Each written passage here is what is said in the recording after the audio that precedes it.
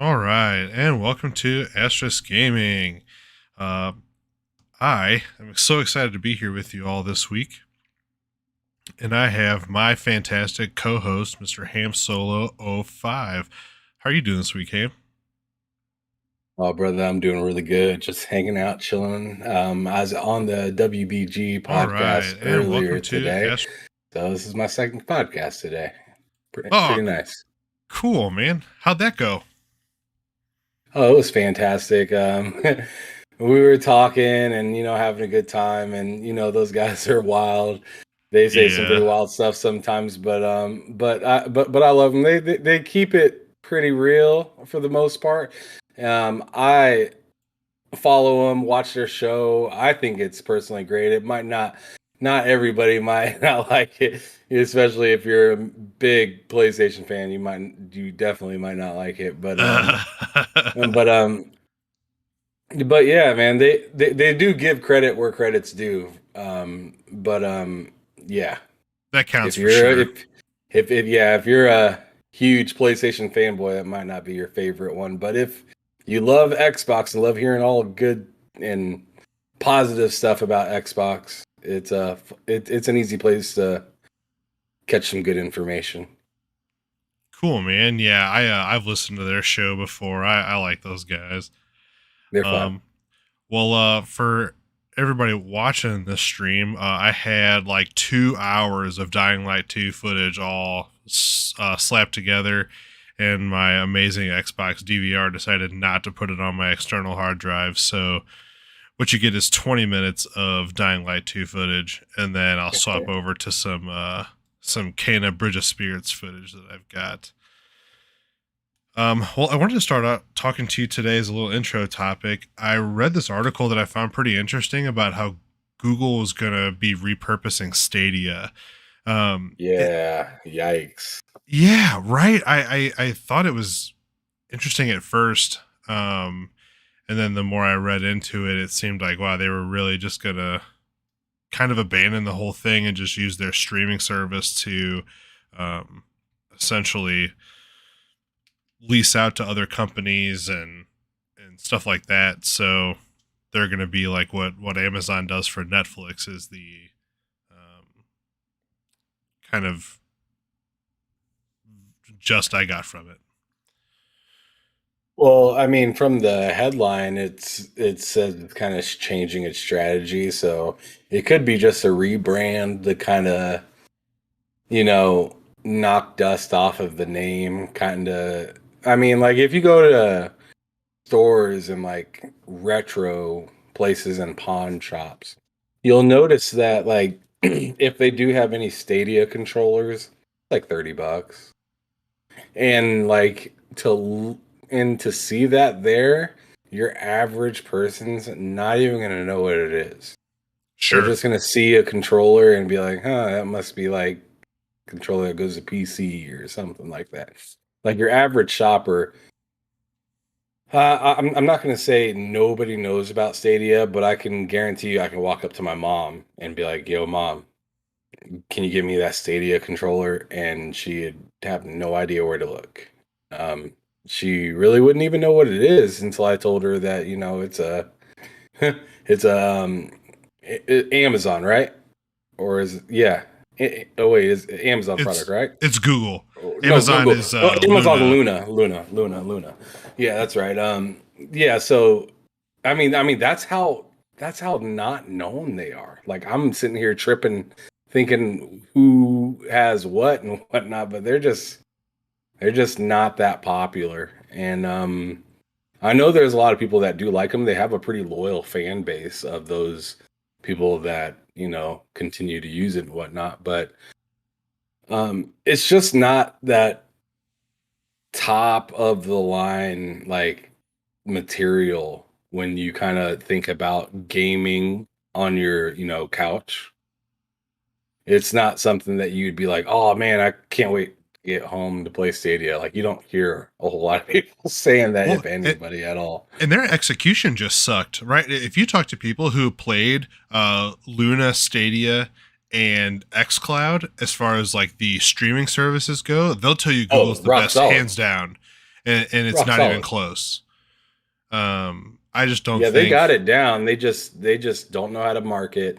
They don't know how to take care of they don't know how to take care of their like developers and whatnot at all. Like total meltdown I think with I think they thought with it would be easy. I think they thought they could throw a bunch of money at it, yeah, and just be and completely hands off and yep, just not worry about nothing.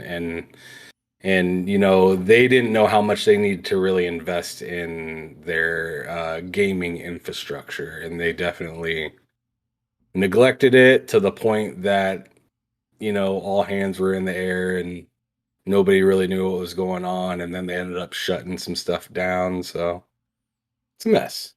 right. I think it was Bonnie Ross maybe in the Xbox 20th anniversary documentary who was talking about how um, there are not a lot of communities more brutal than gamers when it comes to telling you if your stuff sucks.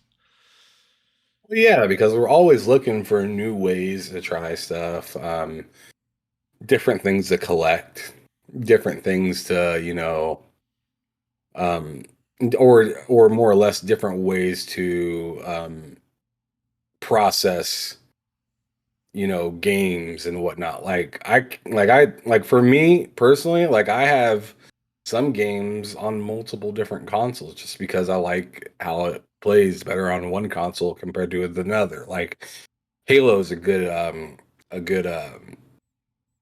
it's a very good thing to reference because I play Halo campaign on my TV on my Xbox Series X. Gotcha. But when I go to play MP, I'm playing on my PC because it's Sure. faster, the frames are just better.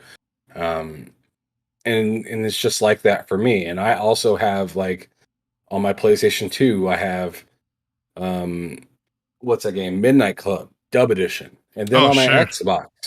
On my Xbox I have Midnight Club Dub Edition as well.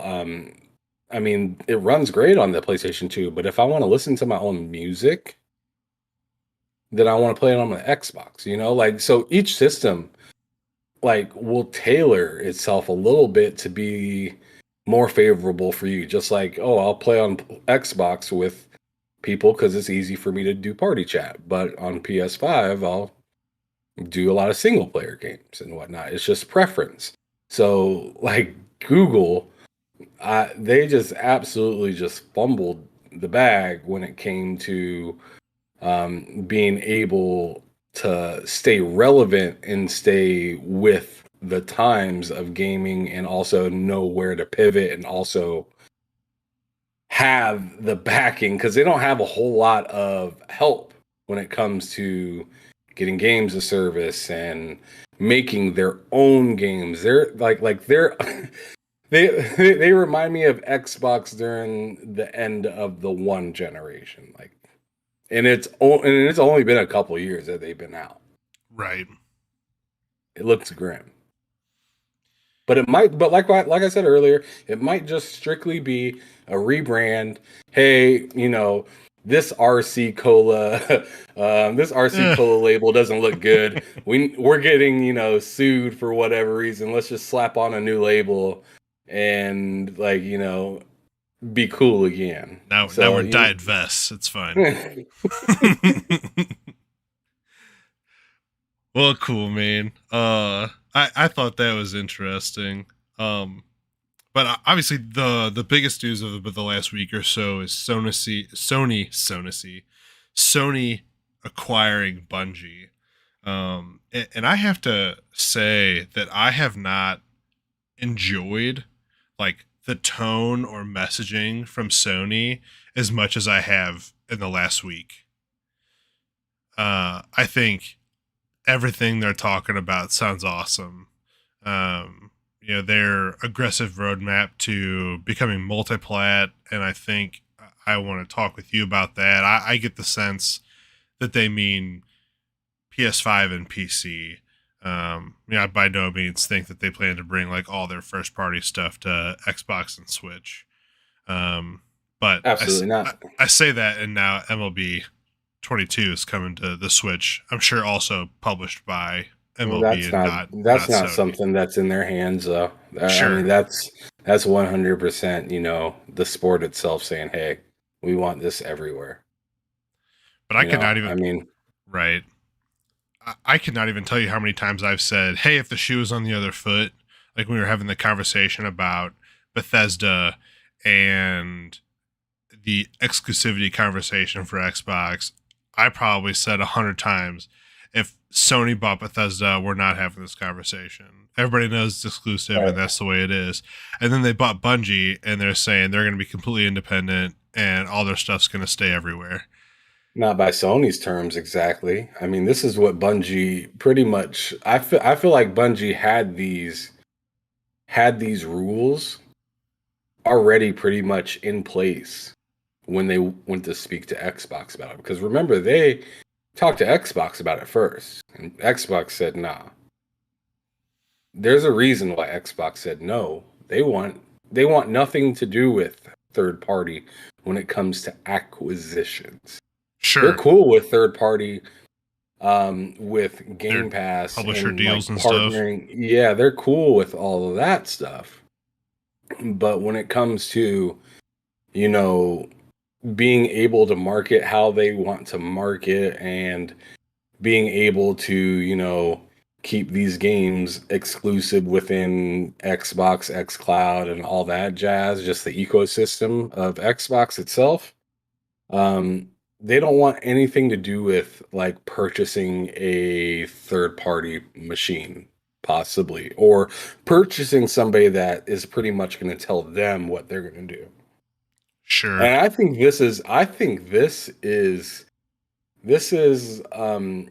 really awkward news for PlayStation fans because they're not used to other devs and publishers coming in and telling them how they're going to run their ship. Usually Sony's like, this is how you're going to do it.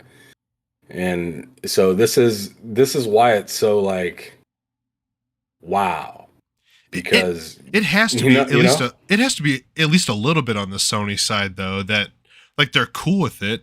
Is that's what I've been trying to wrap my head around, is what's in it for Sony other than just a bag of cash that Destiny makes. Well, the Um, name, the name is big. I mean, and it was previously with Xbox, and it was a quality studio. So, I mean, that by itself says a lot. The retention money that they gave them to keep the developers says a lot. The the opportunity that comes within a storm of Xbox already putting out service games. They need something like this where they have somebody that they can rely on and somebody that's already dealt with live service games to just kind of, step forth and kind of map out how they need to do it because they know I'm sure they have already an idea of what they're gonna drop and they already have developers working on those games and whatnot. But I'm sure they're what they're looking for is just to have a smooth transition into it instead of thinking that they know what they're doing and just doing it and having it just be awful. Like one game I think is going to be a live service game sooner than we expect is probably Twisted Metal. yeah, I think that's a great idea. And I think that's what I came to, and my thoughts are very in line with yours. I think that Bungie's biggest benefit to Sony is that experience. They probably have the best net code in terms of drop in, drop out multiplayer. Their PvP, I feel like people generally like. Um, I don't know if anybody's doing it as well as Destiny is as far as that stuff goes. Everybody else is dropping the ball. 343 can't get big team battle to work. It just actually got Battlefield is fixed. nonsense. Yeah, I knew they dropped a patch. I wasn't sure if that was in there.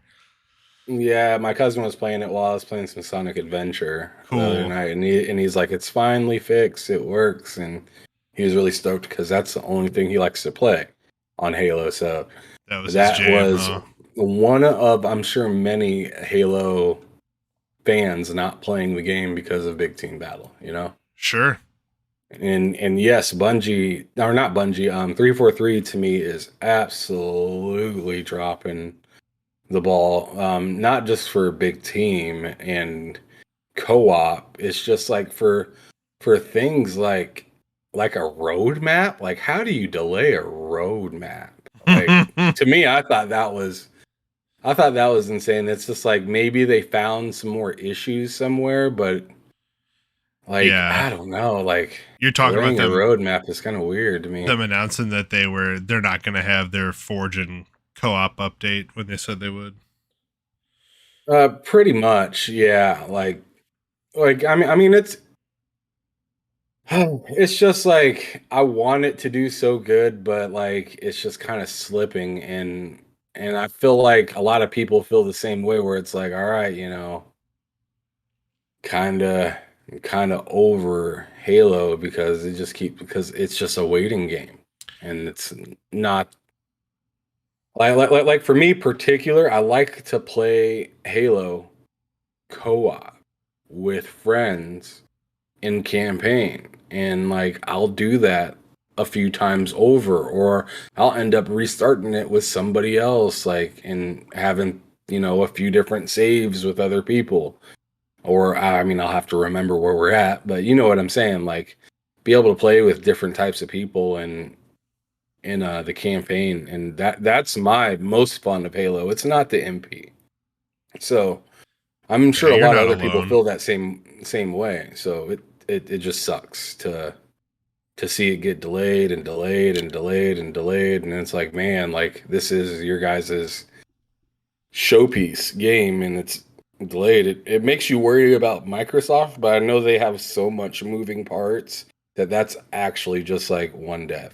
You know what So I mean? one of the things that I've thought about though is like if dude, I'm sounding so much like a Sony fanboy of this show. I just realized it, and it's not going to stop anytime soon.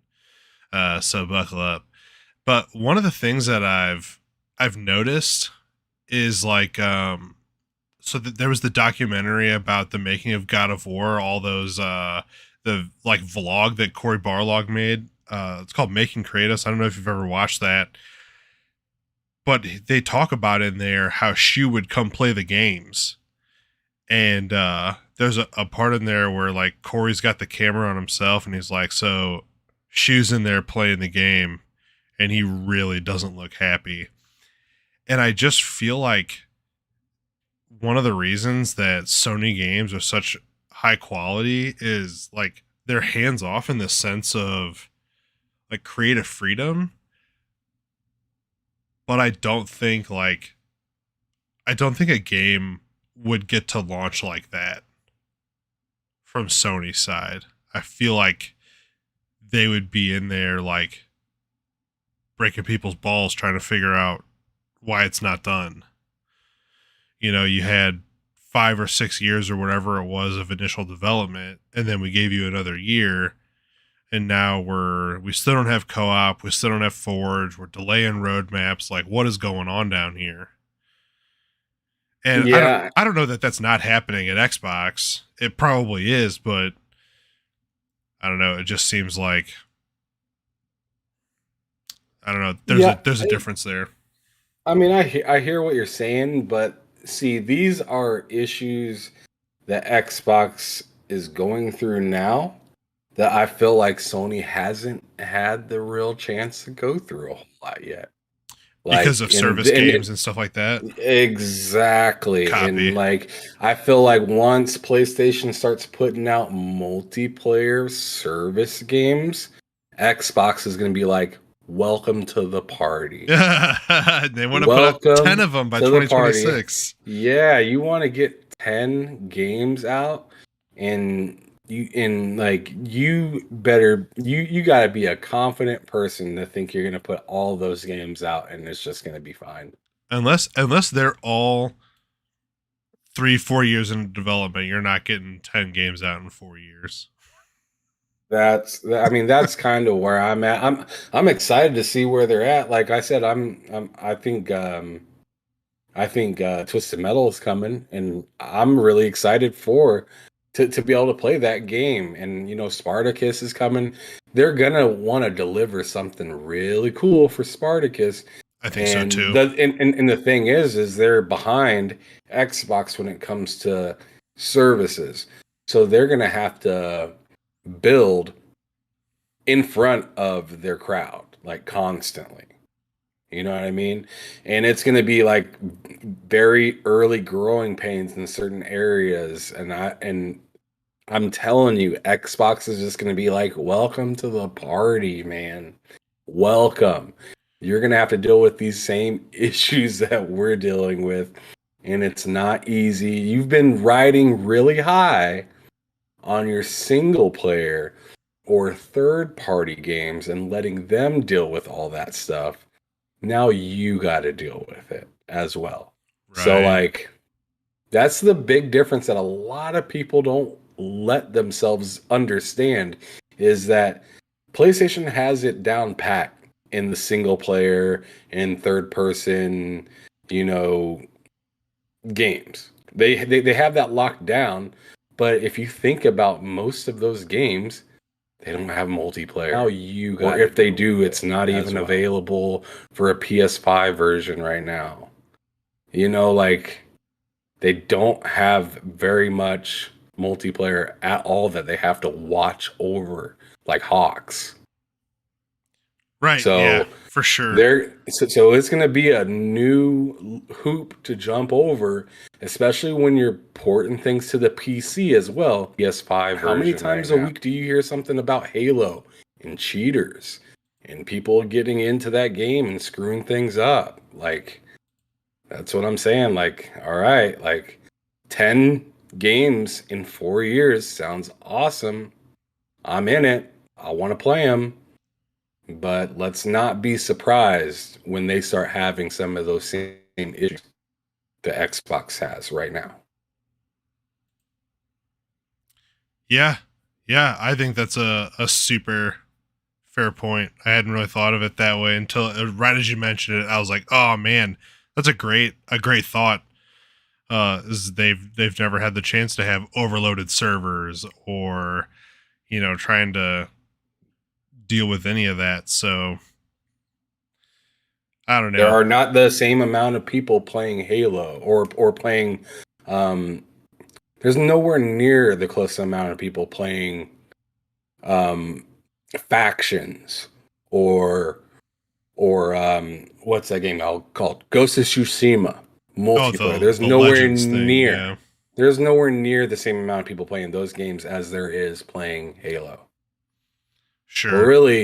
Or really mostly any multiplayer game on Xbox, to be honest, or even PlayStation in the third party area. Yeah, well, their whole system's not even really built up for that. I remember just wanting to play. It was when you and I tried to play Bloodborne that I was like, "How the f do I get into a party?" Yeah, it's I'd never tried to do that before.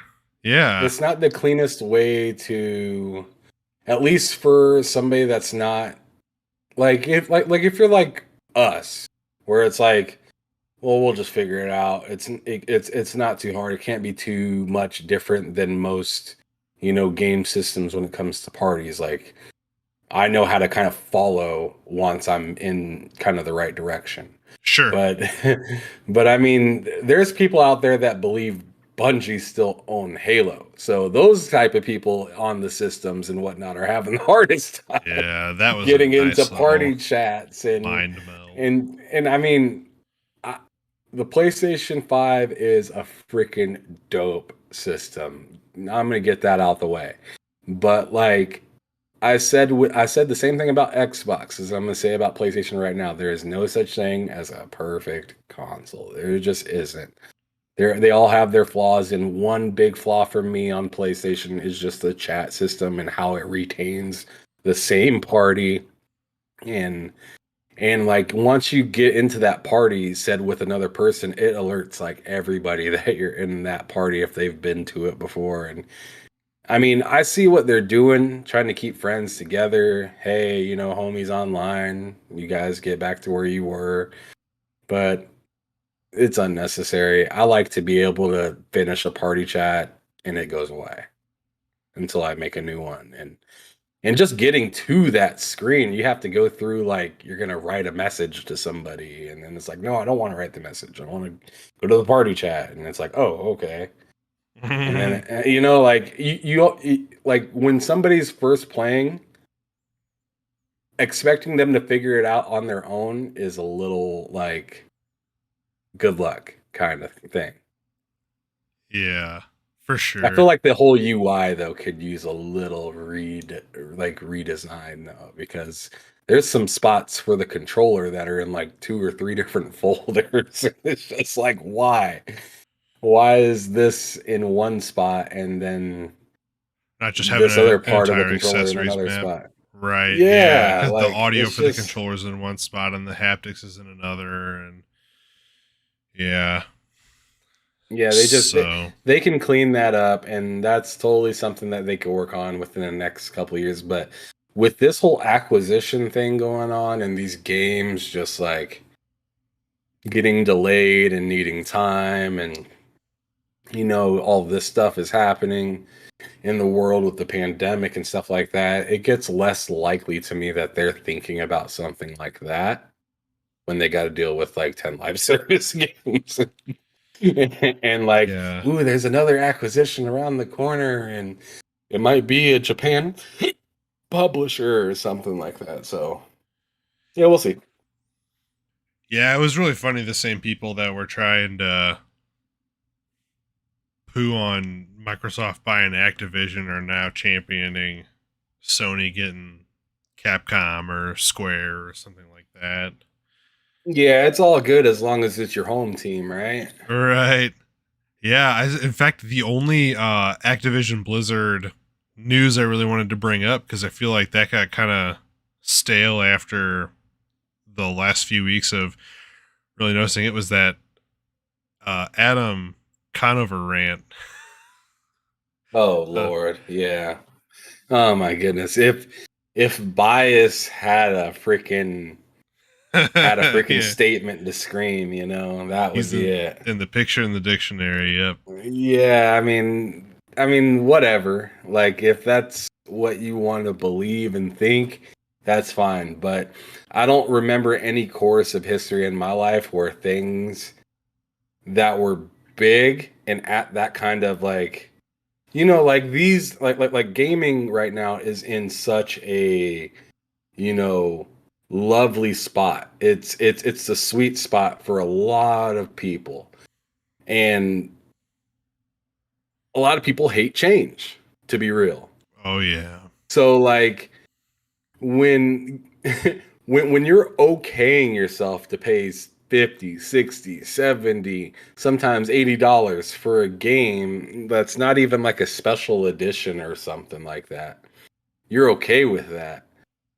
You're not going to want to up and get digital without having any sort of like attachment to that game, which is crazy because it's just like you can still buy it, and it's like a lot of people forget that they can still buy it. Game Pass isn't taking away the opportunity to buy it, but they pretend that it is because they see the direction of no one really needs to buy games anymore. Everything is just, subscription, which it could be bad sometime in the future with like games getting more expensive to make.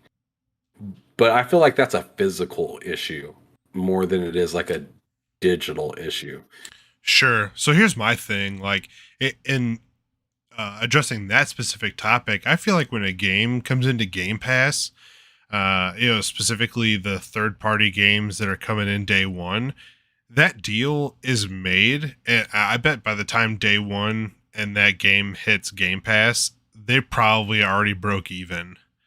Like Oh yeah. all the sales are just a bonus. They got, $100 million or whatever it is, plus bonuses for some folks, I'm sure. Um, The people and that that work on these games are getting paid regardless. right. It's just whether they're gonna get paid to make another one, or continue like if you buy the game, you're not putting food on that developer's table right then and there. Right. You know, like it's going to the company. And then the company will distribute that money how it needs to do so. But by the time the game comes out, everyone's already eating. Everyone's already got their money. They're good to go. The thing is are they going to make a number two, or you know a different new like a 2.0 version of a game or something like that? That's what paying for the game is going to say a lot for, you know. And I mean look at MLB The Show too. I mean that got on Game Pass and they're doing it in another year. That game must have sold fine. Must have did fine. Right. A lot of developers out there I've been hearing, yeah, Game Pass has been fine to me. You know, I mean, because you would hear about it if it was awful. You'd hear about it. I would like to think so. I have never seen an interview with a dev who said, like, because I put my game on Game Pass, I feel like I didn't do as well as I could have done. Right. Like, yeah, I don't remember ever hearing, oh man, I put it on Game Pass and it backfired. No, it's all like Mike Rose and the Descenders, and that gentleman that put out the Viking game. You know, and I know maybe those are bad examples because they're both indies, but you know, the creation could use a touch, because I feel like all these day one third-party games to Game Pass turn out to be duds most of the time. But you know, it still allows for people to try them, and people are having, you know, more fun than they would have just skipping it because they had to pay $70 for it. Yeah. It just kind of is what it is though, man. Well, if you're here listening live, I could check the stream and see. Oh, I have 2 watching now. Go ahead and click that like button, hit that subscribe button. If you're listening to it on the playback, thanks for being here. Click the like button, hit that subscribe button. And I know you for a fact picked up Dying Light 2, and I want to know your thoughts on it so far as what you've played. I'll never get used to jumping with the RB button. I swear. You still tap the A button? I'm about to remap my Xbox controller to like make a profile too, just so I can switch the RB and A button. It literally doesn't change the game, other than it makes it more comfortable for me to jump. Like, I don't understand why I can't remap the button in the game itself, but since they're not letting me do it, good old Xbox will. So I'm gonna remap it in another profile and be able to jump with A and heal myself with RB instead. I think it'll be a much better experience. You know but, what? Go ahead. What's up? No, I was just gonna say something completely off topic. I like to play with inverted camera, and if you try to invert your right stick in the controls, it does it even in like menus and stuff. So your up is down and your down is up when you're navigating menus, and it makes it impossible. So I haven't been able to create like a controller profile for inverted look. But continue. Yeah, I mean, other than that and having some audio clipping in the game, like every once in the blue moon, which sucks because the audio in that game is phenomenal. Yeah, really good. But yeah, when it gets to clipping, it's like take off your headset immediately, kind of bad. But other than that, it's been a fantastic game, and this is coming from a person that's never played a Dying Light game before, so I didn't play the first one at all. Had no idea anything about it other than what I've seen in the previews and all the stuff that they've talked about and the little interviews and stuff that they had throughout the year, and I actually got my hands on it, and I seen the scores and whatnot, and I was thinking about getting my money back because I pre-ordered it, and I was like, no, I'm not gonna do that. Hold on to it, see what goes down with it, and I'm happy I did. I tell you, don't turn it to 30 FPS mode though. Oh, Don't do that. you're It bold, man. is, I wouldn't even try. dude. I did it just because I was like, like in other games like Marvel, what's that game with Groot and Oh, Guardians. Guardians of the Galaxy. When you turn that to like fidelity or ray tracing, it's like, oh man, this is a little nicer. It's just I don't want to pan my screen around a whole lot, right? When you turn it to quality or fidelity or whatever you want to call it on Dying Light, it's like nothing happened, but it's really blurry now. Oh gosh. And it's it's literally gross. Like, don't do it. Just don't do it. Did you so are you kind of are you past are you in like the open world area in that game right now? I am now. I just now I got my little wristband thing and finished running through the hospital with the dude. Okay, so you're far enough to know that what was I saying?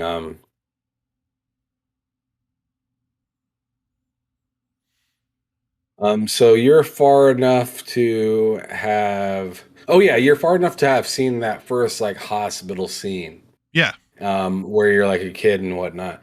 Oh And yeah. that first scene, I was mad that I bought the game when I first seen that scene because it was so blurry. And I understand it was like a flashback dream for him at the time or whatnot, but it was just so blurry. It was hurting my eyes looking at it. And like at the moment, I was in a like live chat party too. So like I'm hearing them talk with the game talking and it's all blurry and I'm just like, man, I'm getting dizzy playing this right now, hearing all these voices in my ear.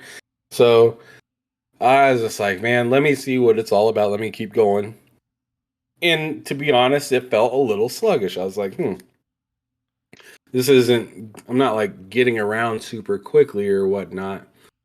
But once I got my first parkour skill point, I was very happy with being able to like grab at like a distance, like you jump from a far distance and you can, and it's like something where you can grab and stay tighter instead of Right. grabbing and tripping or something like that.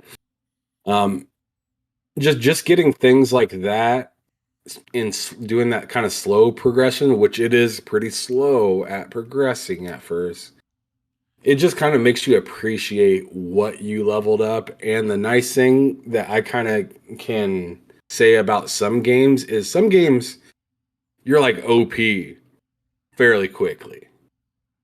In this game, it's not like that, where it's like you really choose your battles. Whether you're going to do that or run, whether you can run, or whether it's a good idea to do something like you think and you almost overthink in that game just because of the style and the audio in the game, which will make you think twice sometimes when you're inside of a building. Right. Yeah. So it's interesting. I really like the game. I think it's better than the 77 or whatever that it got 79, I think on Xbox, 77 on PS5. Yeah, I thought it was better than that. I'd personally give the game. I was goofy earlier, and I said I'd give it a 90. But realistically, like if I think about some of the things that just aren't quite right in the game, like I said, some of the audio clipping, the 30 FPS on Series S is uncalled for. That's not good. If I hate 30 FPS in Series X, I can't imagine what it feels like to have to play like that on Yeah, and Series S. now So people are out there blowing smoke because the developer said it was the Series S GPU, and then they went, no, no, no, it's because we didn't have enough time to to optimize. optimize, yeah, and it's an easy excuse to give, but Xbox is like, hold on, we just gave you guys money and you're throwing us under the bus. Yeah, dude, I saw it was actually Hazador that was the one I saw that from the screenshot of the tweet, and I replied to him and I said, "Man, I wonder what James Shields thinks about that." And I tagged him in it, hoping he'd respond, um, because I had actually been talking to him, I guess several months ago now, about how much like CPU and GPU power is left over in those boxes still now because they're not coming anywhere close to maximizing them.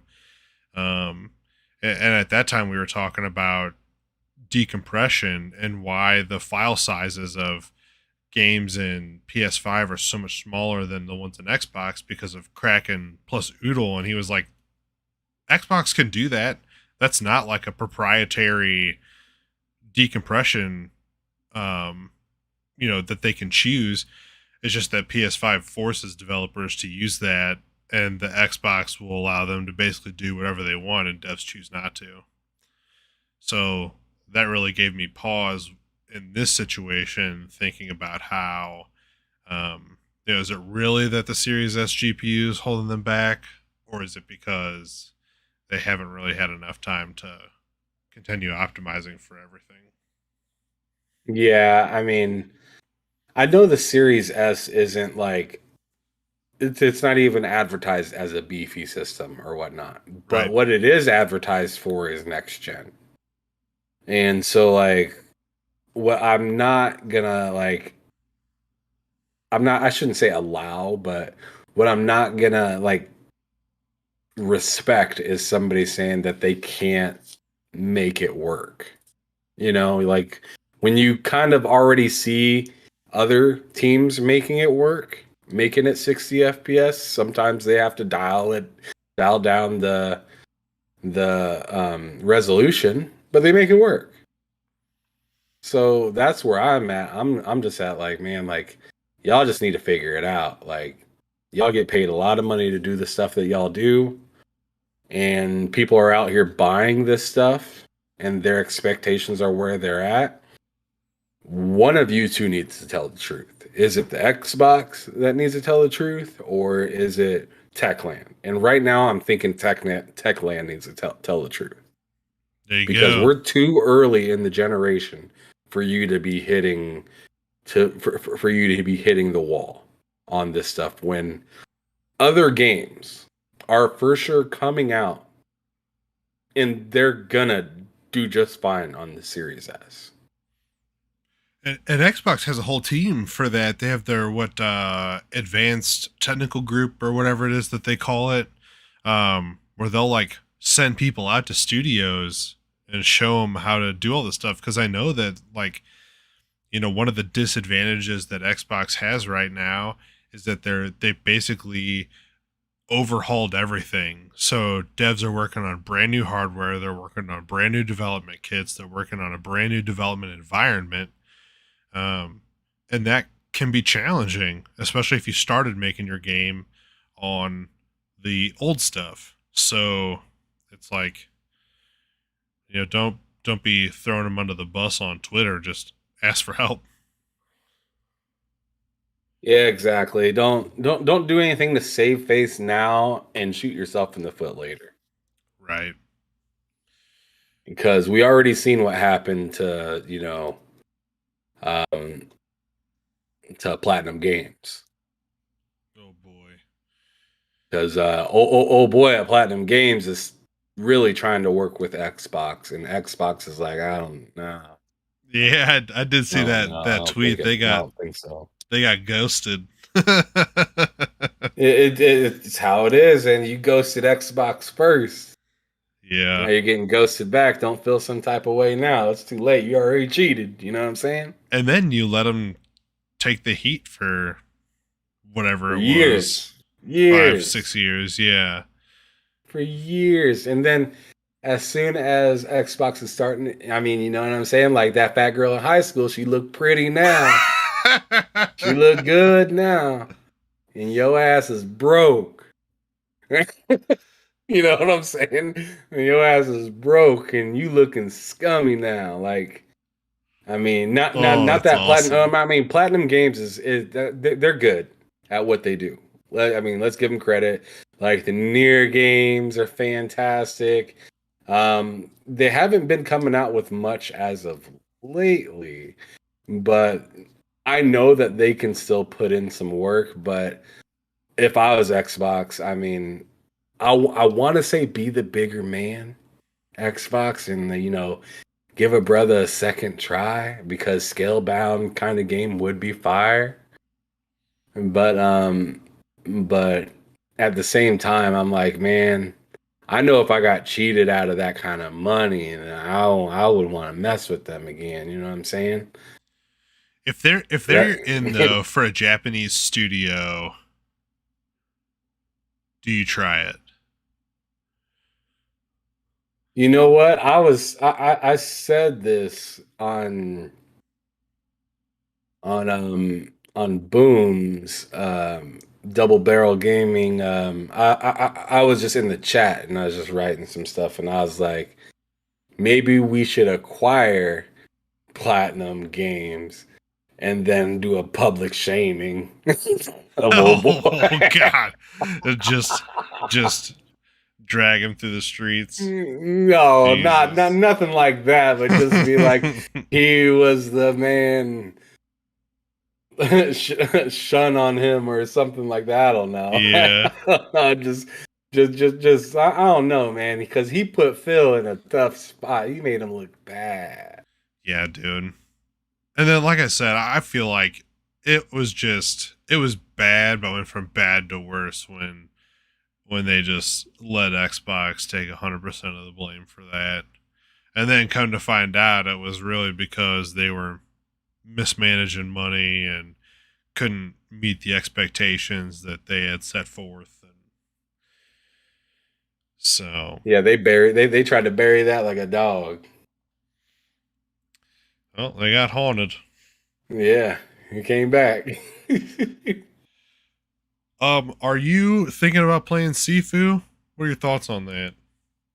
For me, the game looks excellent. It looks better than I anticipated it to look, but it's still a game that I don't want to buy right now. I'll wait for it to go like 5 $10 off and then I'll buy it. Just because, and it's not because it's a good game. It's not because it's not a good game. Like I said, it looks pretty cool. Yeah, for sure.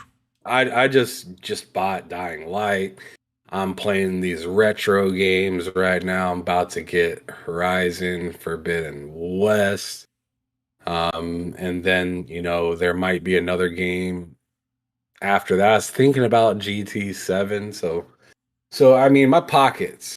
I'm trying to keep an eye on it. And Seafood just it's not like grabbing me as a you need it now kind of game because I remember being really excited and playing what's it called? What's that it's not Returnal or anything, but it was like a Hades? big time game last year. Yeah, Hades. I remember playing Hades and I was really excited when I was playing it, but I found myself like quickly stopping from playing that game at all. Like I played it every once in a while, like on Game Pass, on what is it called, XCloud and stuff like that. Like when I'm away from home and whatnot. But other than away from home and the few times that I played it at home, I just wasn't really into that type of game. And then I played Returnal, another really cool game, but like I'm just not the like the sense of anxiety that those kind of games give me. Mhm. Once I die, I don't want to play it. Like I'm just like I just don't got. I Especially if just you're don't that have the kind of energy to do that when I could hop into the game and hop into a different game and learn about the character and kind of get attached to them, or I mean, I have so many different games to play. I don't want to feel like I'm playing the same thing over and over and over. And it kind of feels like that with Hades and I Returnal, because struggle. you literally are kind of playing the same thing over and over when you die. I struggle with the sense of progression that roguelikes give you. Like at least in Hades, you got to like build up your stats from run to run. At least a lot in the beginning. It kind of slows down as you get further on, but I never finished a run on it. And I haven't beat Returnal. And Returnal is going to become a priority at some point when there's a little bit of dead space.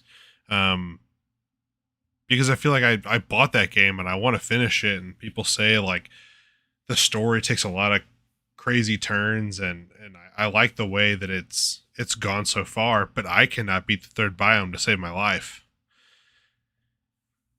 And and so I feel like just it kind of haunts me in the back of my mind, and I know when I go back to that game exactly what I'm in for. And there's nothing else about that game that I can do until I can get over that barrier. Yeah, it's just literally not my kind of game. Because I tried to play Mortal Shell as well, couldn't get into it. Like, I don't know. It's just, it just feels so flat, I guess, sometimes. I thought I was really gonna like that game because I got super into Souls games and Souls likes and that kind of thing. And man, it just shows how well optimized and how good the combat is in From Software games, because most Souls likes really fall flat because they don't have the same ability to be so good at timing and allow the player to be deliberate. Like Souls games are unforgiving, but once you get better at the combat, whereas in Mortal Shell, if you try to block or parry, sometimes it literally just doesn't work. Yeah, now, just to kind of be a little bit more positive, I am into co-op games. Like I said earlier about Halo, I'm very much into the idea of like playing with somebody, because I'm not bad at those games. I'm not awful at it by any means. I Sure. just I mean, like I said, once I die, I just kind of lose all the motivation. I'm just kind of like, whatever. I don't really care that much about it, or I have something else I can play that's just a little bit more satisfying and whatnot. Because like, play with me on a game of Remnant or something like that, like From the Ashes. Like, that's a Souls game. For sure. I crush when I play Remnant. I have no problem with that game at all. And I mean, I mean, that game's all about dodging, getting out of the way, parry, really using your melee attack at the right time and not just free throwing around and whatnot. Like everything is like super serious. You pretty much have to do like the same kind of stuff to beat the bosses, like not the same movements, but I'm just saying like during one boss fight you'll find yourself kind of like repetitively doing the same thing to stay alive because you found your rhythm. And it's very like that in most Souls games, where it's like, oh, I got a rhythm versus this specific boss. Sure. And I'm gonna hit him once. I'm gonna dodge, hit him twice, dodge, hit him once, dodge, hit him twice. Like, you know what I'm saying? Because you don't want to die in those 100%. kind of games.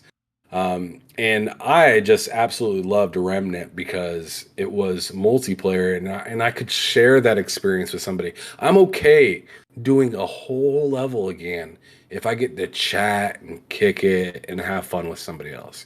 What I don't like doing is being all by myself in a room and playing the same damn level over and over and over, because I'll get in my own head and then I'll just get frustrated and not want to play at all. You'll have to show me the ropes on Remnant then. I've played very little of that game. It sounds like I So would love that's it. that game's kind of similar to Dying Light, to where you got to play like an hour or two of that game before multiplayer is available. I think it's not even that long. It might be just like a half hour, 45 minutes. But Sure. but yeah, you play a little bit of that on the Xbox, and yeah, me and Loke would be more than happy to play with you. It's a lot of fun. Or even I'll just play with you myself. I don't care. Continue to level up my character because I really enjoy that game. I'll have to kind of get back into the timing basics of it because it's been a few months since I played it, and you know how that is. With any game pretty much that you put down for a while. Like Yeah. I crushed Scarlet Nexus at first on normal and then on the hardest difficulty for the second playthrough. I absolutely love that game. Barely ever died on either playthrough. Um, but but I put it down and then came back to it like 4 months later, and I was hot ass at the game. Yeah, it I does take like a minute to get your bearings and all that. And yeah, I had my person all strong, and I wasn't even like I was like to put it in perspective, I was crushing bosses in that game, no problem. Especially on the second run through, because I was like, I already know what this boss is going to try to do, so I'm just going to crush him. Sure. When I came back 4 months, 5 months later, or whatnot, and I was getting tossed by freaking just basic enemies. I was just like, golly, man, what was I doing? Dude, it just be like that sometimes, you know? Facts. Well, I want to give you another shout out, man, because like I was telling you in the green room, it had been too long for I got to chat and have a show with you. So I was glad we got to be back tonight. If you're listening to this, thanks for being here. If you're listening to it on playback, thank you as well. Go and check out where Ham Solo makes his videos on They Said We Said Gaming on YouTube. He just did a really cool interview with Pong Soul, who's one of my favorite people in the community. And Ham, you said you had a blast making that video with Pong, and it was a Yeah. great video. He's the same So guy on camera as he is off camera, just kick back, like can just talk forever.